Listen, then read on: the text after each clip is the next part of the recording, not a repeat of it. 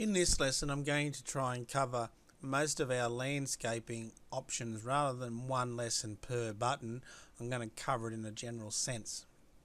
You'll notice in the landscaping we can do plants and shrubs, we can do fills. I'll just come back to there. There you go, fills, edging. This one here is fences and gates, decks, irrigation, exterior lighting, exterior furniture, exterior accessories, exterior structures, and so on. The first thing I might do is I might go and draw a fence around the property, because what we want to do is just get this little model into a situation where we can go through and do a little render on it to show you how to do a ray trace. So first of all, I'm going to do fencing. Now if I right click on my fencing and go edit, notice you've got general, privacy, a picket, a ranch. You've got your typical appearance tab where you can go and set the colors, and the quantity tab. All quite simple, just pick what you have as far as the parameters are concerned. Notice this here, this hug terrain. If you've got slopes on your ground, it will rake up on the slope of the ground, etc. If you haven't got that ticked and you've got a slope on your site, it won't follow the slope, so just be careful about that one. So okay, I want this particular fence, and what I might do is I might sort of start out here somewhere and run it down the backyard, up the top and down the side. Pick a point, right click and repeat. Now I might just come into the side here, so I'm just picking a cut-off fencing, and from there to there, and the same trick, I'll do it on the other side, just roll out and roll back in, and I want to put a cut-off fencing from there to there. The question is, no, it actually doesn't sort of link in with the existing fencing, but it's certainly good enough for quantities and aesthetics and getting the picture right. Underneath the fencing, if you drop that down, you've got your gates. So now we can go and grab our gate. I just need to find the gate we want. That one there. And if I just whack it into there, and one on this side, both sides of the wall, same type of trick as a door basically. So you notice that this one is correct down the bottom, this one up here is swinging the wrong way, so right click, flip opening and flip swing, the same options you do on a door. So you can sort of just grab that gate and move it within the cut-off fencing wherever you want it to be, and exactly the same here. You can grab that gate and move it down to this bottom one. If you keep going, you'll sort of lock into that post, right click, flip opening, flip swing, etc. Okay, so flip opening and what have you. So if we just have a look at that in 3D, you'll see that we have our fencing coming around the outside of the building. That's great. So now we'll just come in here, just go file, just save that. I recommend you file save it as much as you think about it, because the more you save it, the less chance you've got of losing information. What I might do now before we get onto plants is actually do a little garden. So let's do the little garden in this front area here. So the first thing is edging. So I can go and grab some sort of edging, so I can have plastic edging or whatever. I will just right click on one of those and go edit. You'll notice that you got a general type of edging, which is just flat. You got a post and you got a rail, so you can do whatever you want there. You've got the appearance and the quantity tabs. Alright, so that's the sort of edging you've got. So now I'll just sort of pick that corner there, come up here, pick that corner, and I might come back to that point there. So that's going to be a little garden area. Now this one here is the fills. Now what you can do, we haven't spoken about this button down the bottom here, this 2D designer view. If I click that, notice how I can now see the ground as the green and the roof, etc. So if I turn the roof off, just because it's in the road a little bit, you'll see the brickwork, and that's the ceiling. I can then go and put this fill in, and what a fill does, a fill actually hugs the terrain as well. You see, you've only got two tabs here. You've got the quantity and the appearance, but it will hug against the terrain, and you can select any type of texture to go on it. So what we're saying this is just soil. So again, if I just sort of click around, you'll notice as I sort of move myself around the building, around that edge, now I've got some dirt in the garden. Alright, so I don't particularly work in that 2D designer view, but the button is there for whenever you want to use it. Now let's go and whack some plants in. So if I grab that first plant, see what's happening? You can actually see the plant in colour.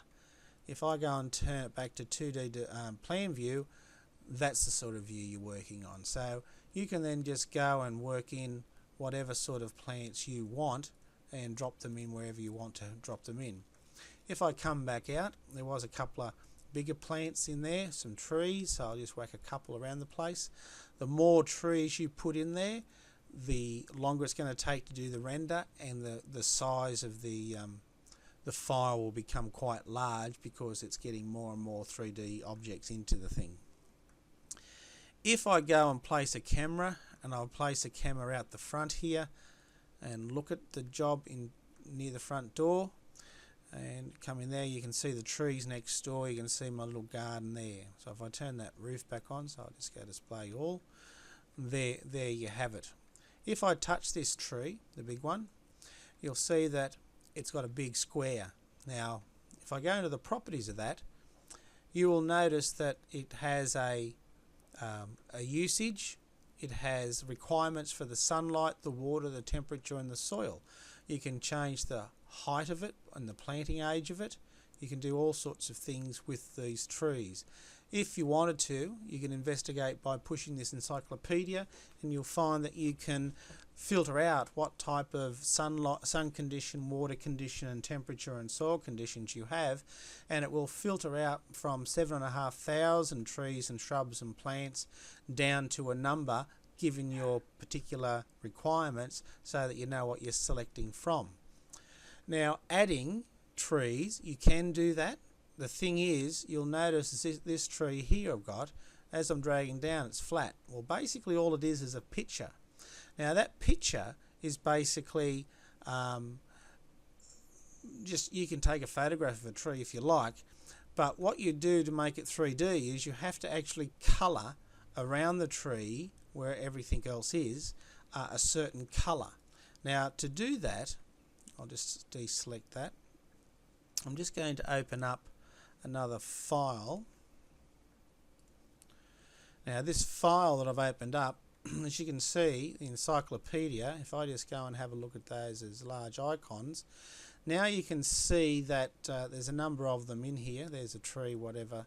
Now that colour, I'm not sure what colour it is, but if you use Paint Shop Pro, or if you're good with Photoshop or something like that, you can use your eyedropper on that colour so that it's your current colour, and then just use that as a fill around your photograph of the tree. That colour is what makes it transparent in Envisioneer. So therefore you can see through the trees. Now these trees will also project leaves and everything in shadows on the ground or on the building. So they are 3D as such, but they're actually just a photographed mapped onto a page with that colour so that it becomes transparent. Alrighty. So now what I want to do is I want to just change that camera width, because when we work in this, I prefer to work in 35mm, and you'll notice it comes in closer, but then I can just sort of pull back and you can see my camera over to the side moving backwards. I can grab the target point and sort of drag it around, and I can sort of position my height of my camera and the height of the target, and I can just keep playing around with that until I'm happy with it.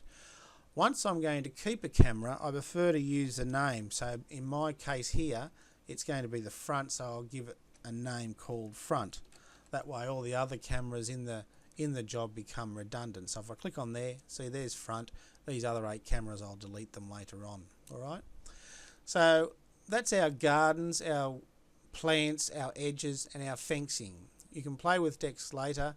Irrigation does really nothing. Lighting works similar to your internal lights, so we can go and put posts in and lighting and set the lighting to it and all that sort of stuff. You'll notice under furniture, same type of trick as what you've got with your interior furniture. Some of the objects I've got here under exterior accessories are like cars. There's a Lexus, there's a Holden Monaro. All of these things were brought in as 3D objects from SketchUp, and I'll make a recording of that so it's on the DVDs as well. As you'll see, I've got a skip, a wheelie bin, a clothes hoist, so you can just go and whack your clothes hoist in anywhere you like. So we'll just sort of whack that there for the time being so you can see it. We'll sort of delete it in a moment. And water tank. So I've got an under-eave water tank and a large water tank. So that, in a roundabout way, does most of the things as far as your landscaping module is concerned that should allow you to go in and do whatever you want to do as far as plants. I'm going to leave the plants there. I'll delete this other stuff in a moment. And then that'll get ready for basic rendering. We're just going to go through a little bit of the terrain in our next lesson, and then we'll do rendering towards the end. But that's all for this lesson on landscaping.